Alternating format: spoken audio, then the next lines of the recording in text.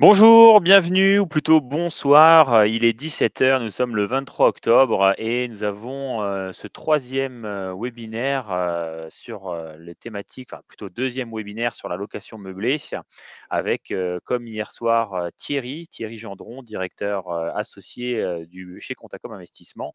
Voilà, j'espère que vous allez bien. N'hésitez pas à nous mettre un petit message dans les commentaires, voilà, pour nous dire que vous nous entendez bien. On voit déjà un petit peu vos messages. On vous dit, bonjour aussi à tous également. Voilà, donc sur la thématique du jour, je vais laisser, la place à Thierry. Thierry, bonjour. Bonjour Stéphane, bonjour à tous. Écoutez, j'espère que vous allez bien. Petite question qui me permettra un petit peu de voir, qui est présent. Si vous étiez présent hier, est-ce que vous pouvez le mettre en petite note en disant: «Oui, j'étais là hier». Ça permettra de voir un petit peu ceux qui étaient déjà allés hier et qui sont, les nouveaux clients, ou les nouveaux, auditeurs, aujourd'hui sur cette soirée. Stéphane, tu as des Oui, tout réponses? alors, pour l'instant, je vois que des personnes nous entendent bien. On voit Oui, présente, voilà. quelques voilà, quelques messages, «C'est OK pour moi», très bien. «Oui, j'étais là hier», OK. OK. «J'étais là hier, je suis cliente», très bien. Bon. Alors, est-ce qu'il y a des prospects également ou des gens qui ne sont pas clients, encore du service ou qui sont clients, Contacom, mais pas clients, sur la partie immobilière?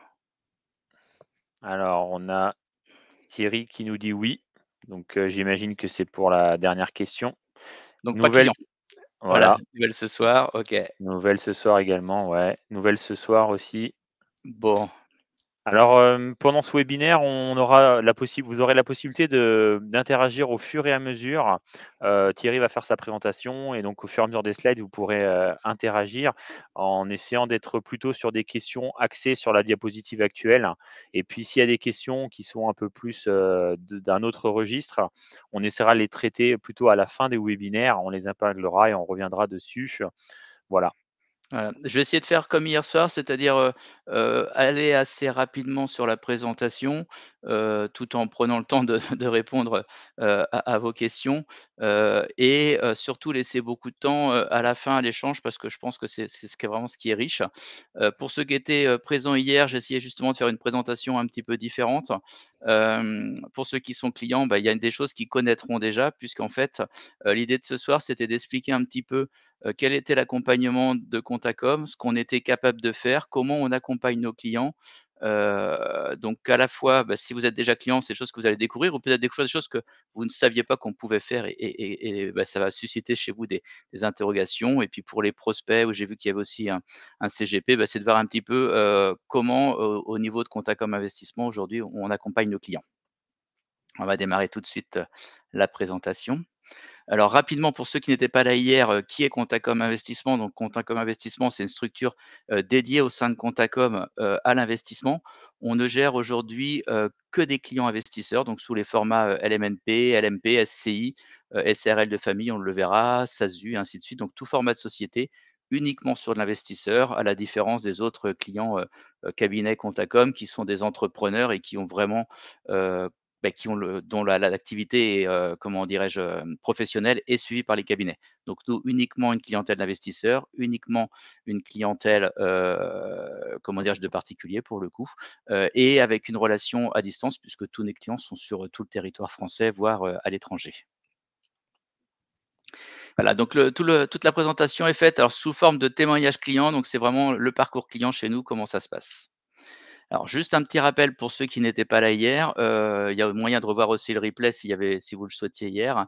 Le principe même de la location meublée aujourd'hui, c'est que par le biais des amortissements, on va avoir un résultat fiscal à zéro. Donc c'est le fameux zéro, qui est encadré en bas. C'est vraiment la spécificité de la location meublée aujourd'hui. À partir du moment où on fait du meublé, on amortit et cet amortissement permet généralement de ne pas avoir d'imposition. Il y a des dossiers sur lesquels il y a de l'imposition, c'est quand les rentabilités sont très bonnes, notamment sur du saisonnier, de la colocation, mais là, généralement, en fait, c'est ce qu'on retient de la location meublée, c'est que ça nous permet de ne pas payer d'impôts. Alors l'amortissement, il va être possible, comme on l'avait évoqué hier, en LMNP, donc en entreprise individuelle, mais ça va être également possible, en SCI, à l'impôt sur les sociétés, en SARL de famille, à l'impôt sur le revenu, voire en SARL, à l'IS, mais également sur des formats SAS, SASU. Donc en fait, il y a plein de formats différents qui permettent d'amortir d'avoir une activité immobilière et d'amortir, sachant que le plus connu aujourd'hui, le plus généralisé, tout simplement parce que c'est le plus simple, c'est le LMNP. Dans tous les cas, la dominante commune, c'est qu'effectivement les biens doivent être meublés et donc pour un usage, d'habitation. Il y a une petite subtilité, c'est la troisième que j'évoque, c'est que autant l'amortissement n'est pas possible en location nue, c'est ce qu'on avait vu, hier, autant à partir du moment où on fait de la location nue dans une société à l'IS et le plus couramment dans des SCI à l'IS, alors à partir de ce moment-là, même en location nue, on va être capable d'amortir. Donc c'est une petite spécificité de la location nue. La location nue en entreprise individuelle, pas en entreprise individuelle, en nom propre plus exactement, ne permet pas l'amortissement tant qu'on reste dans les revenus fonciers. À partir du moment où on fait de la location nue dans une société à l'IS, on va également pouvoir amortir. Dans toutes ces situations, la tenue d'une comptabilité est obligatoire et c'est là que nous, on intervient pour accompagner les clients. Donc n'hésitez pas s'il y a des questions au fur et à mesure, sinon les questions plus généralistes, on les prendra à la fin.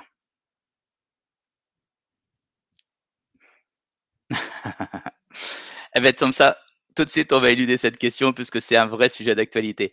Alors, avec la loi Le Meur ou en tout cas le projet de loi de finances, on l'a déjà évoqué hier, effectivement, les amortissements alors ils ne sont pas condamnés. C'est juste qu'aujourd'hui, quand on prend toutes les typologies que je viens d'évoquer, les 3, toutes celles du haut, SCIS, SARL, alors SARL à l'IR, pas à l'IS, pas à l'IR, tout ce qui est SASU, SAS, donc tout ce qui est format société à l'impôt sur les sociétés, heu, les amortissements sont possibles et ils resteront toujours possibles et dans ces sociétés, aujourd'hui, dès qu'on est à l'impôt sur les sociétés, on amortit, mais les amortissements se retrouvent taxés au moment de la revente. La seule subtilité, c'est sur le LMNP où aujourd'hui en LMNP, on amortit, mais au moment de la revente, les amortissements ne sont pas réintégrés, ne sont pas taxés. Le projet de loi, de la projet de loi de finances 2025 évoque justement le fait de réintégrer les amortissements au moment de la revente. Ça veut dire que même en LMNP, on va se retrouver sur un format un peu plus proche de ce qui se passe aujourd'hui dans tout ce qui est format société ou SCLIS, avec un amortissement au départ, mais une réintégration à la sortie.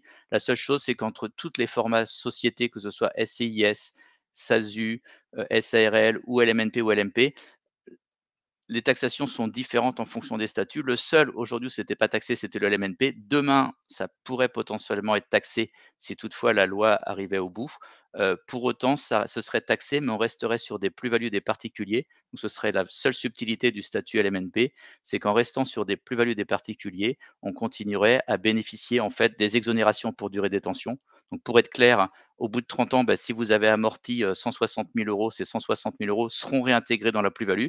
Mais comme la plus-value est complètement exonérée au bout de 30 ans, ils seront à réintégrer et non taxés. Donc le principe même, c'est de réintégrer les amortissements dans la plus-value qui est appelée chez le notaire et que le notaire applique comme d'habitude les exonérations pour durée de détention. Donc ça, c'est des choses qui pour l'instant ne sont qu'en discussion. On voit bien qu'il y a beaucoup de discussions, il y a eu beaucoup d'amendements de proposés aussi. Donc c'est des choses qu'on suit, et dès que ce sera finalisé, on pourra, avoir un discours clair auprès de nos clients sur les conséquences et sur aussi toutes les possibilités, d'optimiser, ce nouveau statut.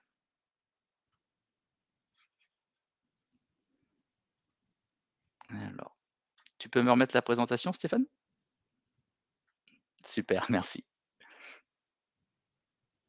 Voilà, alors là, j'étais là, donc c'est bon. Donc comment ça se passe un parcours chez client chez nous? Le parcours client chez nous, il va être en 4 étapes. On démarre toujours par un rendez-vous téléphonique, donc au niveau de l'équipe commerciale. L'équipe commerciale va permettre d'accompagner le client, de découvrir un petit peu son besoin, son projet, de définir si effectivement dans ce cadre-là, la location meublée ou la création d'une société, immobilière, est intéressante et donc décliner en fait sur une comptabilité. Derrière, au niveau du service, on fera toutes les déclarations d'activité. Donc ça, c'est plutôt transparent pour le client. La troisième étape, c'est toute la tenue de comptabilité et finalement pour aboutir à la livraison du bilan. Donc je vais reprendre les étapes les unes après les autres, sachant que pour chacune des étapes, c'est vraiment la spécificité de notre service aujourd'hui, c'est qu'on est en 100% dématérialisé. Toutes les relations avec les clients se font à distance. Pour autant, le client a un interlocuteur dédié et disponible à chaque étape. Alors la première étape, ça va être justement le rendez-vous avec un conseiller. Le conseiller va être capable d'accompagner le client pour l'aider en fait sur le choix du statut le plus adapté à sa situation. Donc c'est notamment effectivement, est-ce que je dois faire une entreprise individuelle? Est-ce que je dois faire un LMNP? Est-ce que je dois faire une SCI? Est-ce que je dois faire une SARL de famille? On va être capable aussi de répondre à toutes les questions du style, j'ai déjà une micro-entreprise. Est-ce que je peux à la fois être en micro-entreprise d'un côté et en entreprise individuelle de l'autre côté? Est-ce que ces 2 statuts sont compatibles? Alors, ils sont difficilement compatibles, mais on expliquera aux clients comment on peut exercer les 2, notamment quand ils sont mariés, en mettant l'activité au nom de l'un et la micro-entreprise au nom de l'autre. De la même façon, quand les gens vont être mariés, est-ce que ce dossier, on le fait au nom de monsieur? Est-ce qu'on le fait au nom de madame? Si on est pacsé en concubinage, c'est pareil, qui va exercer l'activité? Donc ça, c'est des choix qu'on va faire avec le client. Et puis la fameuse question, à quel moment en fait je dois commencer à déclarer mon activité?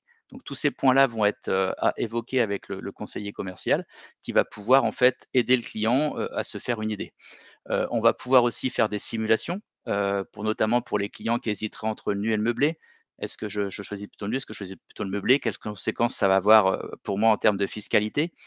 Pendant combien de temps je ne paierai pas d'impôts? Donc ça, c'est pareil, on va pouvoir simuler par rapport, aux données prévisionnelles que le client va nous donner. Et puis, par exemple, aussi pour les clients qui hésitent entre la location annuelle ou la location saisonnière, faire des simulations pour voir un petit peu la différence entre les 2. J'ai remis un petit lien en bas puisque tous ces outils sont en disponibilité gratuite, pardon, sur notre site internet, donc les clients peuvent aussi faire les simulations, par eux-mêmes s'ils le souhaitent. Une fois que finalement, tous ces points vont être évoqués avec le conseiller commercial, on va pas prendre la décision pour le client puisque la décision, elle appartient au client. Mais le client logiquement doit être, en mesure de voir effectivement d'un point de vue fiscal, est-ce qu'il est plus intéressant de faire du nu ou du meublé? Ce sera souvent du meublé. Est-ce qu'il faut mieux faire de l'annuel ou du saisonnier? De la même façon, on va pouvoir aussi dans les simulations, intégrer en fait, le comment dirais-je? Les intérêts d'emprunt qui sont une charge déductible, donc le client verra un petit peu ce que ça peut donner. Ça pourra l'aider en fait à choisir s'il a la capacité d'emprunter ou d'autofinancer. Est-ce qu'il vaut mieux que j'autofinance ou est-ce que j'achète à crédit? Notamment la conséquence, c'est que, si effectivement on achète à crédit, il y a une charge déductible qui va être supérieure, qui va être, les intérêts d'emprunt. Auquel cas, par exemple, sur des dossiers à forte rentabilité, colocation ou location, saisonnière, le fait d'avoir cette charge supplémentaire peut permettre d'approcher encore plus un résultat zéro. Donc c'est des choix qui vont pouvoir des simulations qui vont pouvoir aider le client. Alors l et il y a des sujets qu'on va pas pouvoir traiter, mais sur lesquels on va pouvoir aussi donner des outils aux clients. Notamment parce que sur notre blog, il y a plein d'articles qui évoquent ces différents sujets. Comment définir les prix à la nuitée de ma location saisonnière? Donc ça, c'est des choses où on peut pas aider le client. Par contre, on a des articles sur le blog qui peuvent les aider, ou on peut les orienter aussi vers par exemple, des conciergeries qui vont pouvoir les accompagner sur ce sujet. Heu, des spécificités notamment par rapport aux copropriétés et à la location, courte durée. Donc ça, c'est pareil, on a des articles qui permettent aux clients, de se faire une idée et d'anticiper les problèmes qu'ils pourraient rencontrer, notamment quand les copropriétés, en fait, refusent la courte durée. Donc c'est des choses sur lesquelles on va les alerter en disant: «Vérifiez bien au niveau de la copropriété que c'est possible» et puis, par exemple, comment transformer, un logement, nu en meublé. Alors c'est quoi le coût? Heu, on rentre allez, vite dans le vif du sujet. En termes de tarifs aujourd'hui, alors excusez-moi, je vais juste faire un petit calcul parce que j'ai toujours l'habitude de parler en hors taxe, mais pour les clients, ça va être mieux en TTC. Nos tarifs, annuels commencent à, 450 € TTC, hors première année où il y a des frais de dossier en plus. Alors ça, c'est les tarifs de base et après ça va dépendre en fait, de la spécificité des dossiers. S'il y a plusieurs biens, ça va être un petit peu plus cher. S'il y a des spécificités sur le dossier, mais le tarif de base pour la comptabilité sur un bien, c'est 450 € TTC par an. Sachant que de la même façon, les commerciaux et c'est la question du dessous, proposeront également, l'adhésion à un centre de gestion agréé. Le centre de gestion agréé rajoute un surcoût de 90 € TTC, mais permet de récupérer les 2 tiers des honoraires sous forme de réduction d'impôt. Donc en fait, le client, dans l'exemple, récupérerait, 360 € sous forme de réduction d'impôt, ce qui fait que ça lui ferait un coût, finalement, réel très faible. Donc ça, c'est tous les points qui seront de toute façon, validés avec le commercial et qui aboutiront en fait à la signature de la lettre de mission. Alors 450 € TTC, c'est bien pour un bien, LMNP, hein. Donc j'ai remis derrière des petits avis clients parce que c'est toujours agréable pour nous, donc c'est des avis qu'on retrouve sur Google, hein. C'est pas des avis que j'ai écrits spécifiquement pour la soirée. Vous pourrez les retrouver. On incite d'ailleurs nos clients quand ils sont contents à mettre des avis parce que c'est aussi rassurant pour les nouveaux clients Donc là, j'en ai repris quelques-uns au hasard, mais voilà, très bon échange. Donc là, c'est tout l'aspect commercial. J'ai bien été guidé dans les démarches administratives. Mon dossier est complet, j'ai hâte de commencer. Voilà, professionnalisme, bienveillance, réactivité, échange constructif. Donc là, par exemple, typiquement, j'étais encore en cours de rénovation. Ils ont su me guider dans les différentes étapes et patienter jusqu'à mon premier locataire. Donc là, par exemple, le dossier finalement avec le client a été vu. Pour aujourd'hui, bah, comme le bien n'est pas encore mis en location, nous techniquement, on démarrera notre activité et la signature de la démission, à la date de mise en location. L'étape 2, donc celle-ci, elle est souvent transparente pour les clients, c'est la déclaration d'activité, donc c'est inclus dans nos tarifs, notamment pour les LMNP. Donc en fait, on va faire les démarches auprès de l'administration fiscale pour obtenir le numéro de SIRET, voire dans certains cas, quand les dossiers sont assujettis à TVA, faire les options TVA. Donc ça, c'est transparent, le client reçoit en fait, dès qu'on a le numéro de SIRET, on le communique au client. Quand on va accompagner les clients dans le cadre de sociétés, donc SCI, SARL, SAS, SASU ou ainsi de suite. Là, il y a des formalités juridiques de création de société. C'est des formalités juridiques sur lesquelles on va également, pouvoir accompagner les clients, en nous appuyant en fait sur le service juridique, transverse, de Contacom qui gère, le juridique pour tous nos clients et donc le service juridique va pouvoir prendre le relais et accompagner le client sur la création de la société, la rédaction des statuts et puis le dépôt des statuts, ouais, le dépôt auprès des comment dirais-je? Je cherchais le mot, immatriculation RCS, voilà, je cherchais. Donc tout ce qui est dépôt, officiel des documents. Donc ça, en fait, on délègue, au service juridique chez nous. Ensuite, bah, une fois que tout ça c'est fait, on rentre vraiment dans le vif du sujet, donc sur la tenue de comptabilité. Donc là, en fait, chacun de nos clients a un interlocuteur dédié. L'interlocuteur dédié, de grandes missions, bah, c'est répondre, à toutes les interrogations des clients et avoir un suivi personnalisé. Donc, réponse à tous les clients et puis rappel des étapes déclaratives, parce que souvent nos clients oublient de nous envoyer le document. Donc là, on va les relancer en disant: «Bah, on a besoin de vos factures, pour pouvoir faire, le bilan», parce que pour faire un bilan, bah, il faut des factures. Et puis c'est eux, les chargés de clientèle qui vont aussi, répondre à toutes les questions des clients, notamment sur les factures. Est-ce que je vous ai bien tout donné? Est-ce qu'il vous manque des factures? Est-ce que cette dépense est déductible? Il y a des choses en fait, par définition, toutes les dépenses qui sont faites dans l'intérêt de l'activité sont déductibles. Donc là, en fait, les clients savent à peu près. Il y a des choses où des fois on peut se poser des questions. Je vais l'illustrer avec un exemple. Un téléphone portable, une ligne de téléphone portable, heu semble peu nécessaire dans le cadre d'une activité annuelle, surtout si on n'a qu'un seul studio avec un seul locataire. Il n'y a pas besoin d'avoir un téléphone, une ligne de téléphone spécifique pour gérer cette activité. Donc c'est pas une charge déductible. Par contre, à partir du moment où on fait de la location saisonnière, qu'on a des appartements avec des entrants-sortants, des locataires de façon régulière, là, on peut imaginer qu'effectivement, il y a un vrai usage du téléphone pour gérer cette activité et donc là, on peut passer un abonnement téléphonique en charge déductible. Donc c'est là où, comment dirais-je, on va pouvoir, orienter en fait, ou répondre aux questions des clients. L'intérêt ou l'obligation, le seul intérêt alors l'intérêt d'adhérer à un centre de gestion aujourd'hui, il est double, c'est ce que j'évoquais tout à l'heure. Le premier, c'est de pouvoir bénéficier de la réduction d'impôt à hauteur des 2/3. Donc, si aujourd'hui, coût comptable plus, coût, centre de gestion, bah, vous en avez pour 600 € par an. Bah, en fait, vous allez récupérer 400 € de crédit d'impôt qui viendront s'imputer directement sur votre impôt sur le revenu. Donc ça veut dire qu'au final, le coût réel n'est que 200 €. Donc l'intérêt, il est là. Pour pouvoir en bénéficier, c'est bien un crédit d'impôt, une réduction d'impôt, pardon, une réduction d'impôt. Donc il faut être imposable. Si on n'est pas imposable, le SIE ne remboursera pas les 400 €. Donc c'est vraiment 400 € dans mon exemple qui viennent s'imputer sur les impôts dus. Donc ça, c'est des choses que les commerciaux regardent avec les clients et à partir du moment où ils sont imposables et que c'est intéressant, on leur propose d'adhérer. On gère après l'adhésion, auprès d'un centre de gestion. Et le deuxième intérêt, c'est que les centres de gestion, font, un contrôle systématique de tous les dossiers de façon aléatoire, heu, des petits contrôles réguliers et l'obligation de faire un contrôle beaucoup plus conséquent, au moins une fois tous les 6 ans. Heu de ce fait, les clients qui sont adhérents au centre de gestion sont contrôlés déjà par un expert comptable qui fait la comptabilité, par un centre de gestion qui est un organisme indépendant, et donc de ce fait, ce sont des dossiers qui sont très peu contrôlés par l'administration fiscale puisque globalement c'est bordé. Hem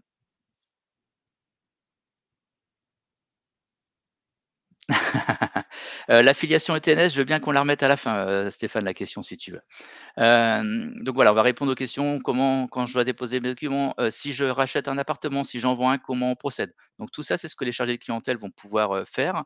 Ils vont également avoir un suivi personnalisé d'activité. Donc, si effectivement on a un client, qui bascule de LMNP à LMP, ils vont pouvoir l'identifier. On va accompagner le client dans ce changement. On va l'accompagner aussi quand, sur des activités saisonnières, effectivement, il dépasse le seuil des 23 000 €. On va l'accompagner également sur la CFE. Alors la CFE, c'est un impôt, cotisation foncière des entreprises. Donc c'est un impôt que les loueurs en meublé vont recevoir. Les appels, des centres des impôts ne sont pas toujours justes. Ils se trompent parfois dans les montants demandés. Ça fait pas partie des missions comptables telles qu'elles sont définies entre nous, mais souvent quand on détecte, des erreurs, en fait, on prépare les courriers pour les clients pour qu'ils puissent, en fait, demander auprès des impôts un dégrèvement ou un plafonnement en fonction des situations, en tout cas, pour pouvoir être appelé sur la bonne base et non pas sur une base, erronée. Voilà, et on pourra aussi tout au long de l'activité de nos clients, simuler tout ce qui est impact, fiscal d'un ajout de bien, d'une vente, d'un démembrement. Donc on a un savoir-faire qui permet d'accompagner les clients dans des situations spécifiques. Par contre, tous ces rendez-vous, en fait, qui sortent de l'accompagnement standard, comptable et ne sont pas inclus, en fait, dans le tarif, de 450 € en prix de base que j'évoquais, tout à l'heure. On a également auprès de nos clients une veille, c'est-à-dire que via nos articles blog, via la newsletter, on les alerte systématiquement, sur tous les changements, ou les changements fiscaux ou nouveautés. Ce sera le cas, dès qu'au niveau du projet de loi de finances 2025, les choses seront, définitivement, entérinées. Alors, si on fait du déficit, est-ce que vous pouvez préciser déficit, foncier? Vous êtes en location nue ou location meublée? C'est une question de Agnès Prévost.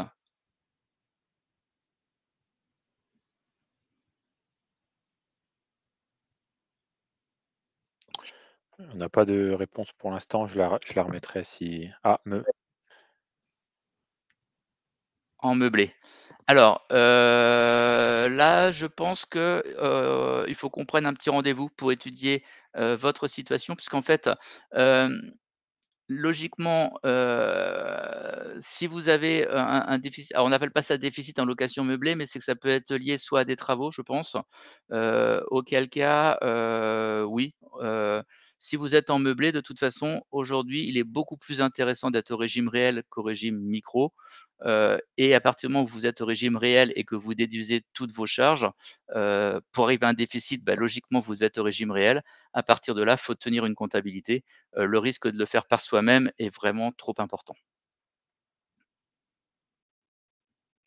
Si, on peut déduire les intérêts d'emprunt. On déduit les intérêts d'emprunt. Si, tout à fait. Nos clients, en fait, comment puisque je l'ai dit tout à l'heure, on était en 100 dématérialisé, comment on travaille avec eux? En fait, ils ont, un espace dédié qui est ouvert 24 heures sur 24, sur lequel ils peuvent déposer tous leurs documents et sur lequel ils retrouveront également toutes les déclarations fiscales une fois qu'on aura fait, on aura finalisé le bilan, déposé l'alias et on leur donnera également le document sur lequel ils retrouvent le montant reporté sur la déclaration de revenus. Et donc l'accès à Bliss se fait soit via un PC, soit, via téléphone et il y a notamment une application capture également. C'est la petite, icône à droite qu'on voit sur le petit, téléphone, où en fait vous pouvez directement numériser vos factures à partir de votre smartphone et les envoyer directement dans votre dossier. Donc ça c'est simple, vous sortez de chez Leroy Merlin, vous scannez votre facture, vous l'envoyez dans Capture et elle arrive directement dans votre dossier comptable. Comme ça vous oubliez pas de nous l'envoyer.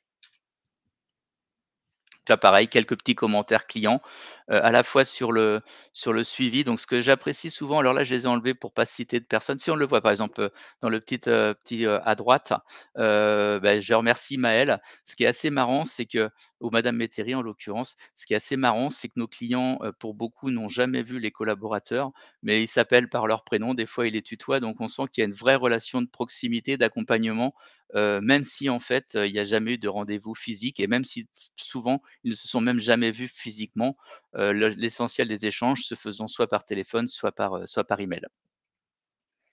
À partir de quel moment il faut vous consulter? Dès que le projet est en cours, c'est très bien. Je remettrai, à la fin, Stéphane remettra à la fin, un accès, vers notre, site internet. Sur le site internet, vous pouvez prendre directement rendez-vous, avec un conseiller commercial. C'est idéal puisqu'en fait, vous prenez, comment dire? Vous choisissez le jour, vous choisissez l'heure auquel vous voulez un rendez-vous, et auquel cas, il y a un interlocuteur qui prendra, rendez-vous avec vous. Pour, madame, Prévost, c'est la même chose. Vous prenez rendez-vous, s vous pouvez spécifier que vous prenez ce rendez-vous, à la suite du webinaire d'aujourd'hui.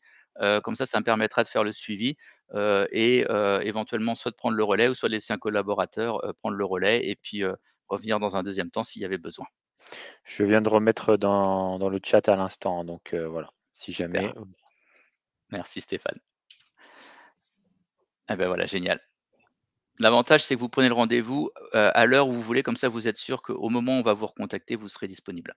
Quelques petits commentaires donc sur la CFE, des petits commentaires aussi sur, voilà la newsletter, sur, comment dirais-je? L'actualité fiscale donc voilà.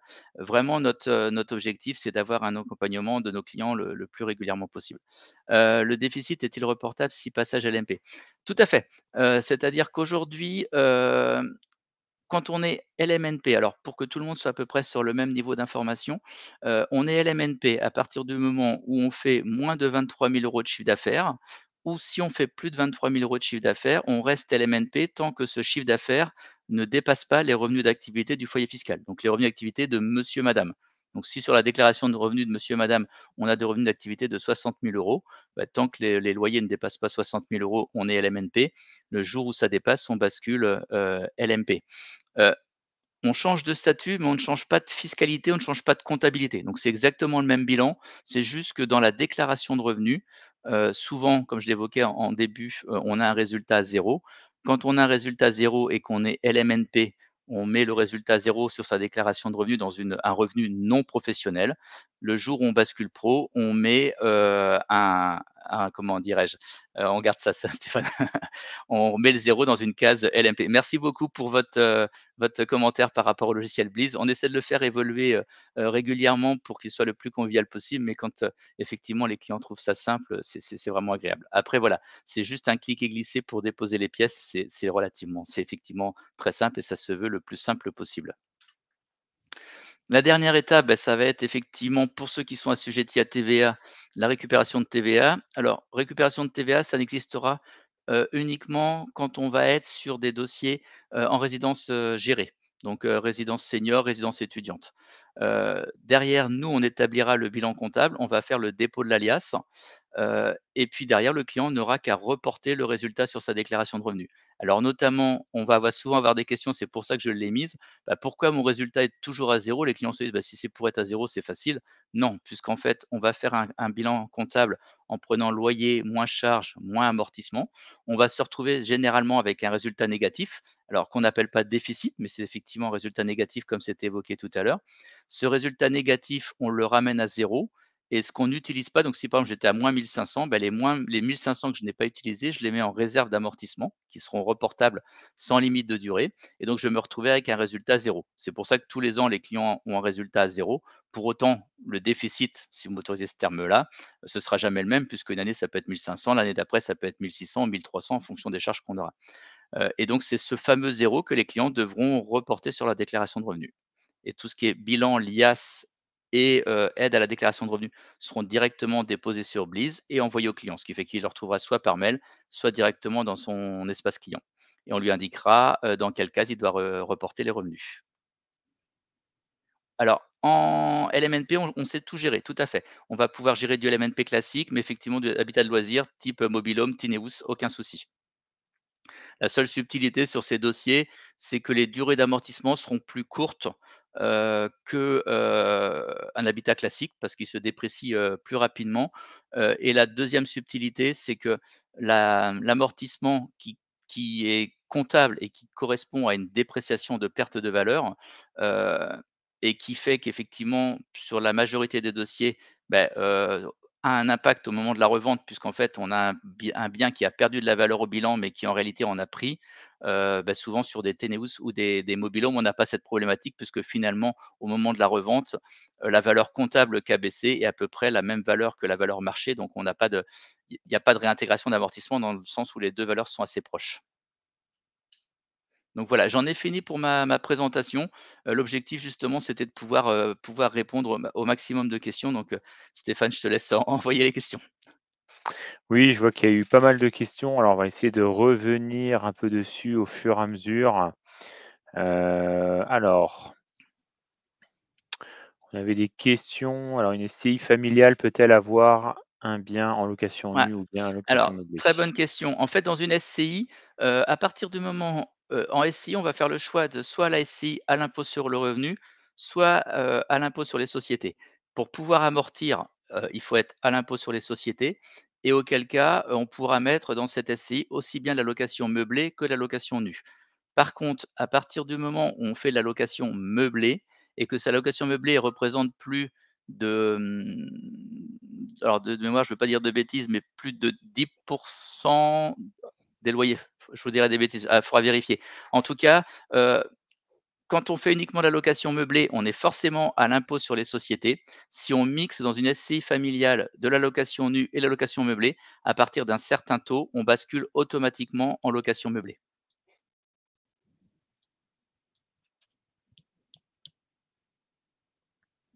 Non. Alors ça, effectivement, le fait de supprimer la déduction des amortissements purement et simplement pour aligner le régime, meublé sur le régime nu, c'était la proposition, de la loi Le Meur, mais ce n'est qu'un rapport, et ce qui a été retenu dans le cadre du projet de loi de finances, c'est bien de laisser les revenus LMNP en BIC, donc de pouvoir continuer à amortir juste avec avec cette, hypothétique, réintégration de la revente. Mais les revenus, meublés sont depuis toujours des revenus BIC, et aujourd'hui, ils restent en catégorie BIC. Donc ce qui a été évoqué dans le projet dans le rapport de Le Meur n'est pas retenu aujourd'hui dans le cadre du projet de loi de finances.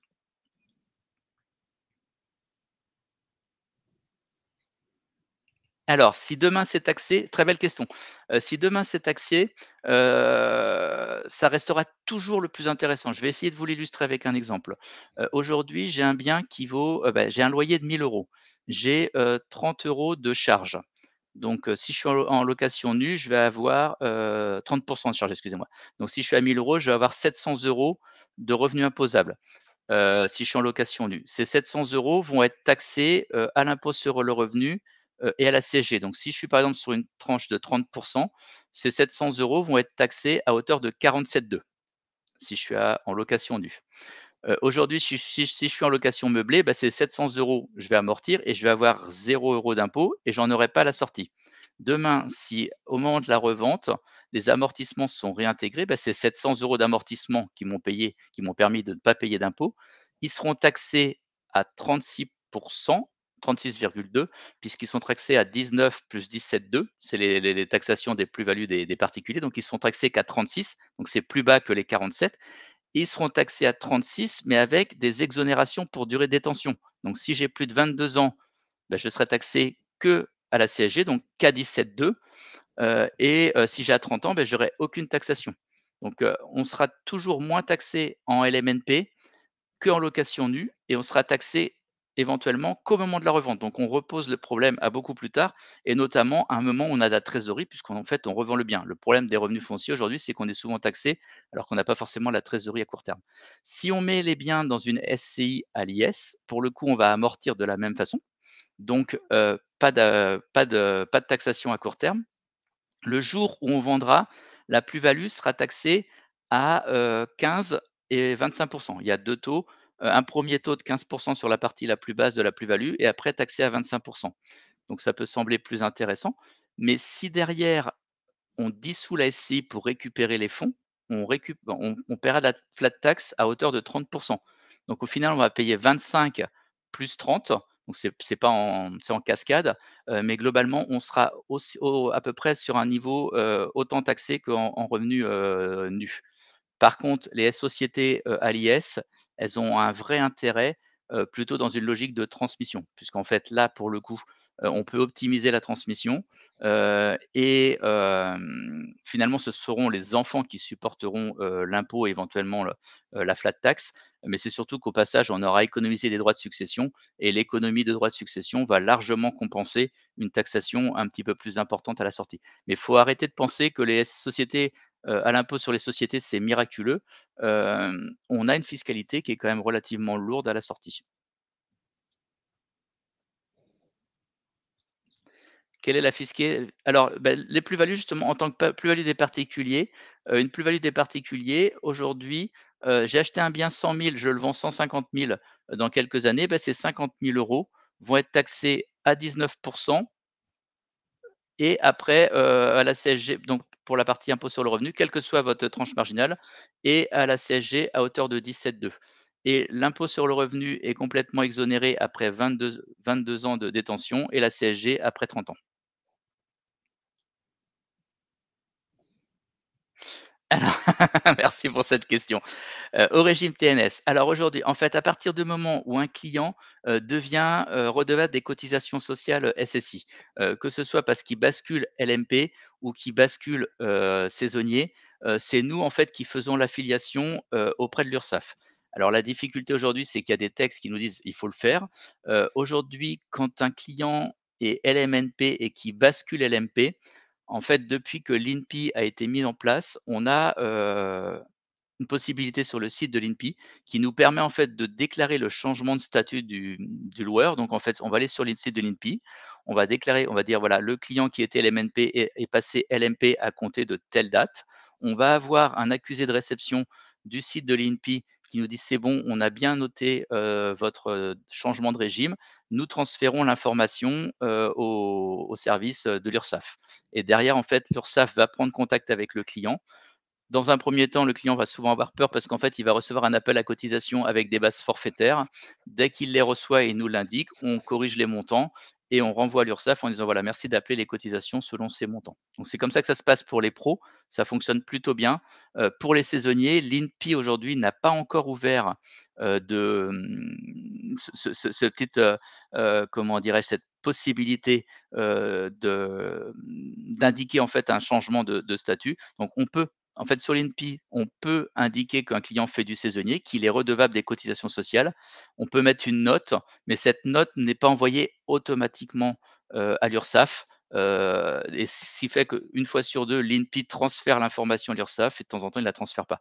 Mais de toute façon, tous les clients qui sont, redevables des cotisations sociales, URSSAF dans le cadre d'activités saisonnières, c'est plutôt souvent l'URSSAF qui les contacte puisqu'aujourd'hui l'URSSAF a connaissance de l'activité saisonnière puisque les plateformes type Airbnb ou Booking, informent l'URSSAF. Donc on a un peu 2 procédés différents. Pour les saisonniers, c'est plutôt l'URSSAF qui va revenir vers nous et on va accompagner le client dans l'affiliation. Pour les pros, c'est plutôt l'inverse, c'est nous qui faisons la démarche d'affiliation. J'espère avoir répondu à votre question. Celle-là, on l'a déjà eue. Mais effectivement, on peut mixer au sein d'une activité, de SCI des biens nus et des biens meublés. La seule conséquence, c'est celle que j'évoquais tout à l'heure, c'est qu'à un moment, si la proportion de biens meublés est trop importante, on sera automatiquement à l'impôt sur les sociétés.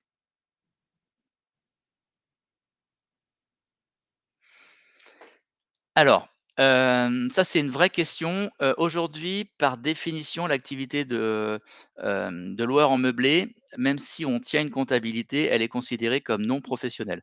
Donc à partir du moment où on est LMNP, on est non professionnel. Donc en tant que non professionnel, ben, on cotise, à rien. Heu, on a un résultat zéro, donc pas il y a pas d'impôt. Et si toutefois on avait un résultat positif, bah, le résultat positif, il est, imposé à l'impôt sur le revenu et à la CSG et la CSG ne permet pas de cotiser. Par contre, à partir du moment où on va avoir un statut professionnel, c'est par exemple pour les LMP, bah, là pour le coup effectivement, si on a un résultat positif ou un résultat zéro, on a des cotisations sociales. Quand on a un résultat zéro, les cotisations sociales minimales sont de 1 300 € et ces cotisations minimales pour un LMP permettent de cotiser 3 trimestres à zéro à la retraite. Donc ça ne permet pas d'améliorer la retraite, mais ça permet en tout cas de cotiser 3 trimestres.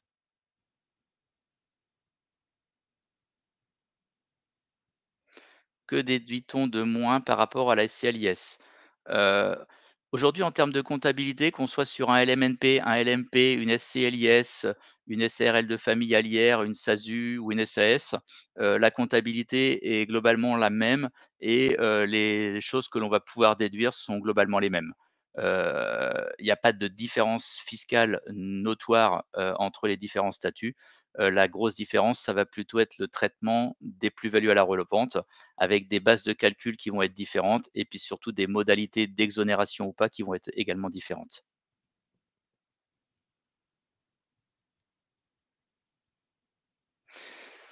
Alors tout ce qui est changement de statut, vers un LMNP, qu'on soit en cellier, qu'on soit, en nu et on veuille passer en meublé, qu'on soit sur du Pinel et qu'on veuille passer en meublé, il y a 2 précautions à prendre. D'une, bah, s'assurer qu'effectivement on est bien sorti du dispositif, sur lequel, on était auparavant. Je pense en Pinel, bah, si on est engagé sur 9 ans, bah, faut attendre les 9 ans.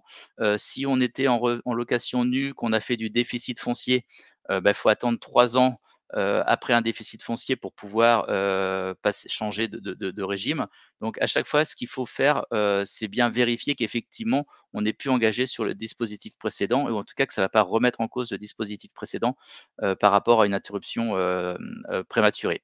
Après, faut passer le logement en meublé et donc là, c'est pareil, c'est souvent ça se fait, à l'occasion d'un changement de locataire, puisqu'en fait aujourd'hui, imposer à un locataire existant des meubles pour dire: «Maintenant je passe en meublé», il y a un risque, énorme, de requalification, par l'administration fiscale d'abus de droit. Alors les ressources du foyer fiscal, par rapport au statut, LMP, ce sont en fait, donc c'est bien tout ce qui est revenu d'activité, donc que ce soit une activité salariée ou une activité, d'indépendant, donc c'est vraiment ce qui est en haut de la déclaration de revenus. Quand on est salarié, c'est revenu de monsieur moins l'abattement de 10 frais réels, abattement forfaitaire de 10 pardon, revenu de madame moins les 10 donc c'est vraiment ce qu'on a en haut de la déclaration de revenus, après l'abattement de 10. J'en profite également pour, vous inviter à scanner le QR code, hein, comme pour les autres webinaires. Pour ceux qui étaient déjà là hier, n'hésitez pas à nous faire, part de vos feedbacks, hein. J'ai mis le lien également en description. On a encore le temps pour quelques questions, Stéphane? Alors je pense qu'on arrive, À la fin? relativement au bout. On a encore quelques questions effectivement.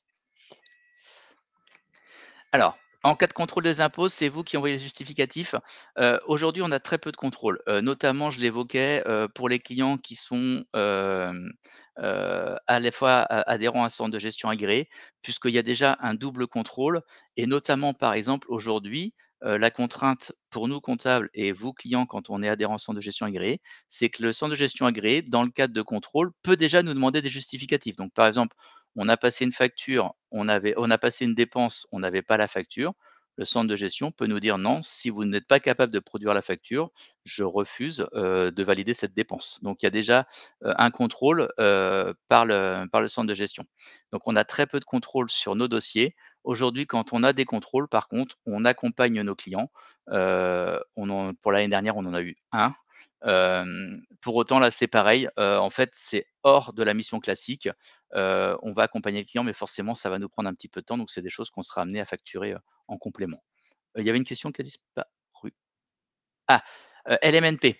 En fait, LMNP, tant qu'on est en dessous de 23 000 € de chiffre d'affaires, pas de souci. Si on dépasse les 23 000 € de chiffre d'affaires, il faut vérifier que les loyers restent inférieurs aux revenus d'activité du foyer fiscal.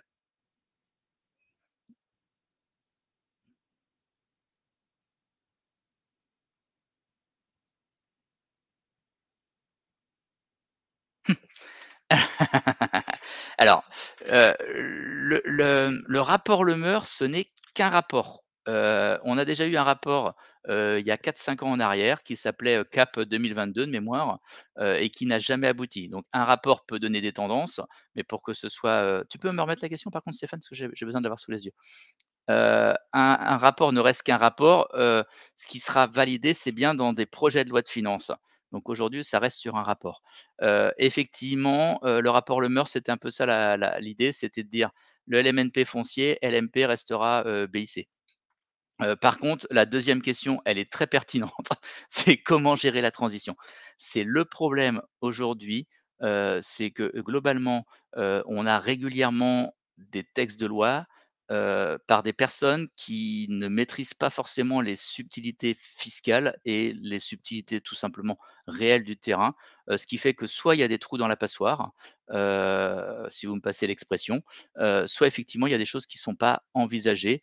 Et donc après, bah, c'est nous en tant que comptables qui accompagnons nos clients, au mieux.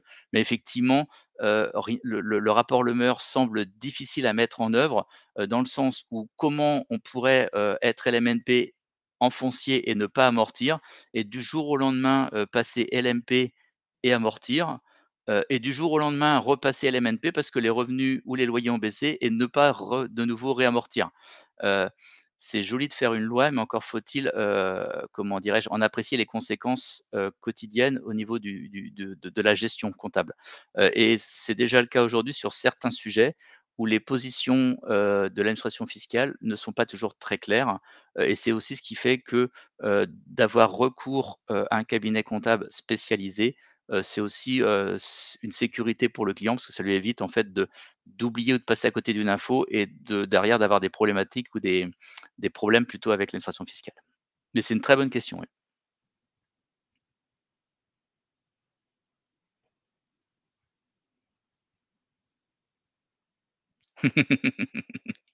Alors ça, c'est une très bonne question aussi. C'est tout le travail aujourd'hui de l'équipe commerciale. C'est-à-dire qu'en fait, l'équipe commerciale, quand elle va le faire des simulations, elle va regarder ce que peut donner, le régime réel, ce que peut donner le régime micro, et effectivement, si le régime micro, avec l'abattement forfaitaire, génère peu d'impôts et finalement sur une base, qui ne va pas générer d'impôts, bah, les commerciaux en fait, diront aux clients: «Non mais ça sert à rien, restez au micro, hein». C'est simple, il y a pas d'intérêt. Donc aujourd'hui, notre intérêt, c'est pas de signer à tout prix des clients, c'est bien de signer des clients à partir du moment où il y a un vrai intérêt pour eux. Heu, après je vais l'illustrer avec un exemple. Des fois sur une simulation, on va avoir, au régime micro, je sais pas 500 € d'impôts par an et au régime réel, beh, pas d'impôts. Après on peut expliquer au client la différence. Après c'est le client qui prend sa décision et qui se dit: «Bah, moi, je suis pas à 500 € près, je préfère payer l'impôt», ou qui se dit: «Bah, non, pour 500 €, je préfère faire appel à un comptable», avec effectivement la complexité qui est de tenir une comptabilité et donc de tenir, bah, de comment dirais-je? De leur fournir toutes les factures, mais je considère que pour 500 € ça vaut le coup. Donc ça, c'est on va pouvoir simuler pour le client. Après, c'est le client qui prend sa décision. Non, SCIS, tout ce qui est société à l'IS, les charges déductibles vont être à peu près les mêmes que, en location meublée classique.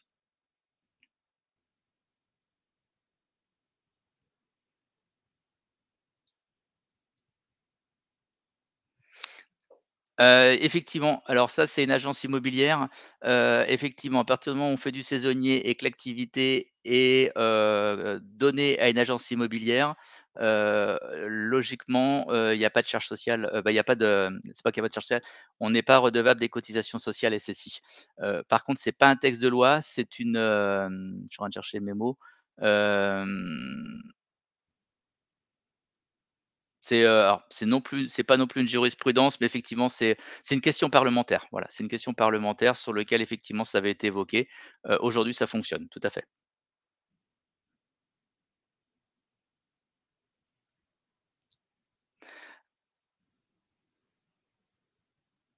Heu,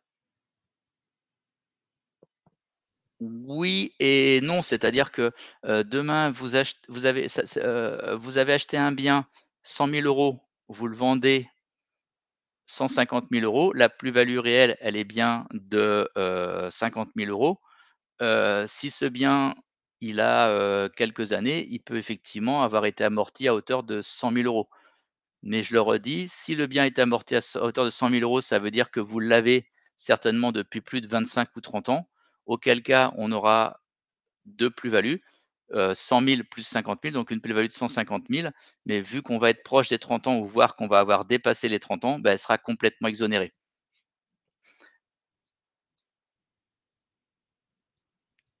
Si plus de 23 000, hop, et résultat inférieur. au revenu fiscal, quid des pensions de retraite?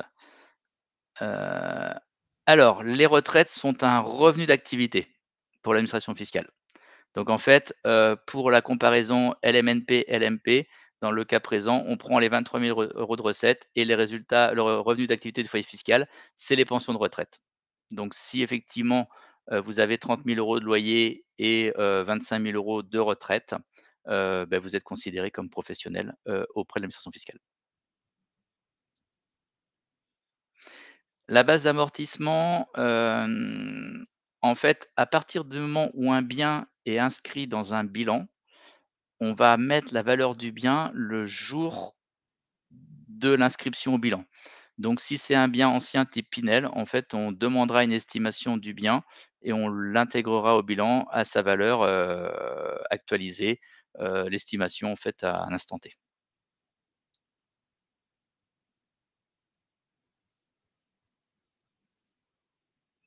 Les ressources, c'est bien tout ce qui est, revenu d'activité.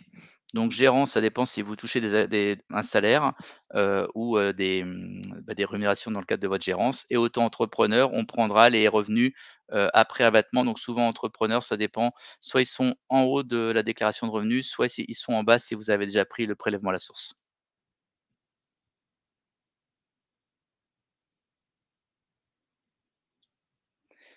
Alors, le tarif. Les tarifs, je vous les donne vraiment avec, des pincettes dans le sens où, vraiment on a besoin de vraiment bien connaître. Un appartement aujourd'hui, un premier bien, on démarre à 450 € TTC et le deuxième bien, on va être à 125 €. Donc normalement 300 plus 125, mince.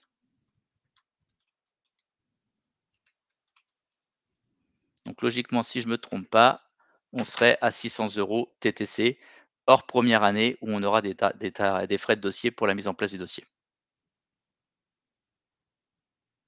Si la retraite est un revenu d'activité.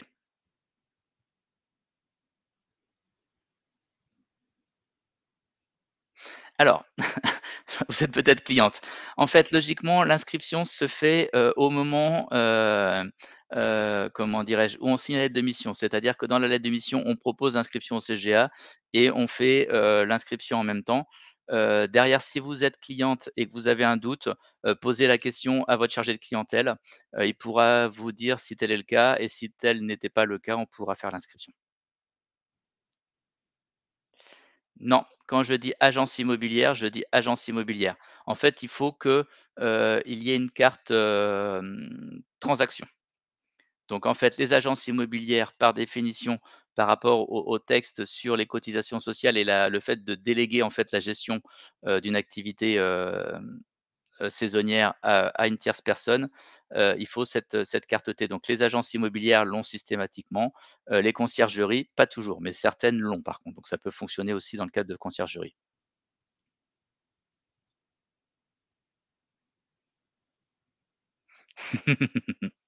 Alors, c'est pareil, sur les questions de TVA, donc c'est une des propositions qui a été faite, dans le cadre du projet de loi de finances, l'assujettissement des saisonniers, comment dirais-je? À la TVA.